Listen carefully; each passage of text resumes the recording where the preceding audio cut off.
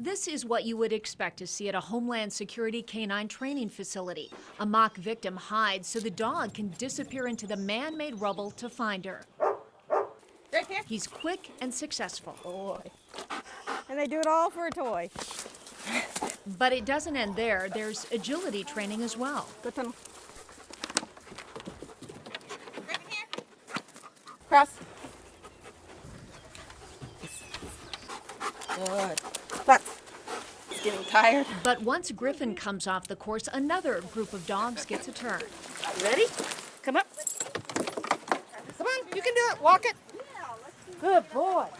Come through. Yeah. Although these dogs will never achieve super sleuth status like Griffin or end up searching for missing people, they are also in training. They're training to be ready in times of crisis, and what they will assist in the search for is comfort.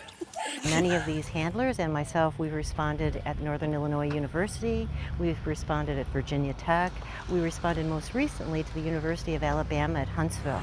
So dogs big and small, along with their handlers, came from all over the U.S. for a national summit on canine-assisted crisis response. It was held at the training facilities at Camp Atterbury. Many were from the Michiana area, and some of the focus included desensitization, getting those dogs used to the sights and the sounds of crisis. These dogs need to maintain a calmness no matter what. So even as sirens are blaring, the dogs are willing to leave their handlers.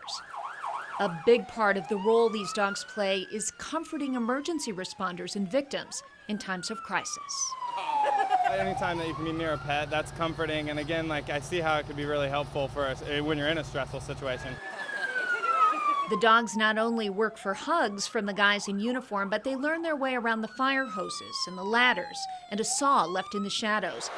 And as a training bonus at the base, they got exposure to more big and intimidating equipment like Army Black Hawk helicopters. Cool helicopter, huh? Man's best friend, learning to function and be unfazed, even by machines of war. Very calm. But among this group of dogs, there are plenty of war stories, and the patches to prove it. Tikva was at 9/11. Okay, stop. Brinkley was at Katrina. Oh, Brinkley. The bond between the animals and the handlers is incredible, but this work is about so much more than that. It's taking therapy work up to a much higher level and reaching a lot more people. Janet Lovas and Chelsea of Mishawaka were on hand to provide comfort at the funeral for Corporal Shuba and Ricky. And so was Pastor Tim Engel and his dog Fierst. Dogs can key in on folks who need care.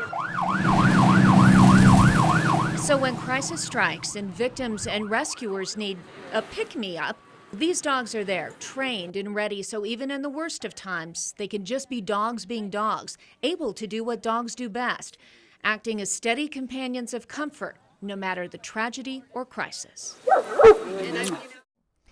These handlers are, by and large, mostly all volunteers trained in incident command protocols, so if they show up at a disaster, the emergency responders there know that they won't get in their way. This program is spearheaded by the state of Indiana's Division of Mental Health and Addictions, and I'm told Indiana has long been leading the way in providing this kind of disaster behavioral health service. If you would like to learn more about the program, you can head to our website at WSBT.com and follow the news links. Diane Daniels, WSBT News.